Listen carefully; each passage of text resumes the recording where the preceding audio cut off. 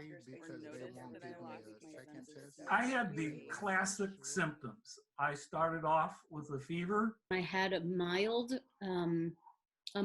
fever. The fever was quite constant for a few days. I stayed in bed for 3 days until the fever broke. I started getting fevers on the 8th day. I was just dealing with the fever, but then it started to get progressively worse, and it got really bad. And I started with the cough, the dreaded cough. Every time I finished a coughing fit, it was the couldn't catch my breath.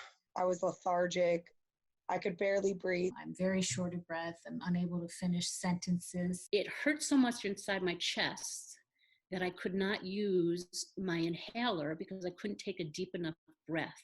I was having like a knife pain to the chest. Having these coughing fits that would like actually make me keel over and feel like I couldn't breathe. I think that was like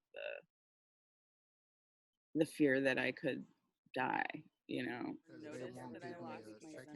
She's God, I think you're gonna die. It was not a pleasant experience. To not be able to hug your child, to not be able to invite him into your home, just the devastation of the world that we now live in kind of hits. There is, you know, at this point, a very small percentage that does die. So, I mean, was I going to be part of that percentage? The shortness of breath, that was really scary to me.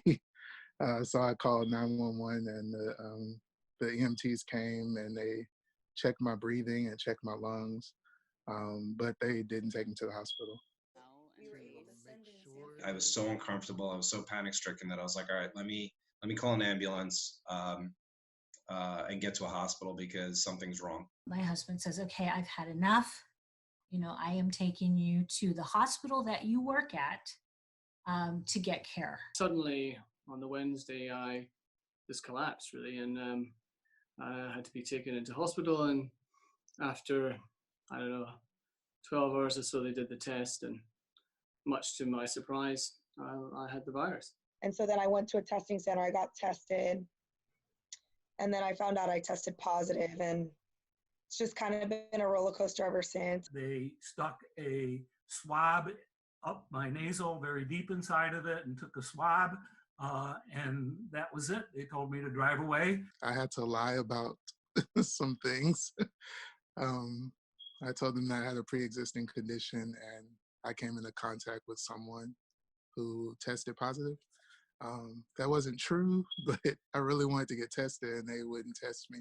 And then one day it just started getting better. I'm doing good. I mean, you know, I'm back to cooking and cleaning and exercising some. And now I'm able to do things like donate my antibodies for research studies, which is very nice. So I do feel very lucky that I was able to get tested. You know, take those precautions and take it seriously, because it certainly is not a fun virus. Not that any virus is, but people need to take it seriously because it's just continuing to grow like wildflower. In terms of my mind and heart and soul, I'm 1,000 times better than I was a few days ago when I was in hospital. It's just, it's like coming from a black and white movie into a full color one.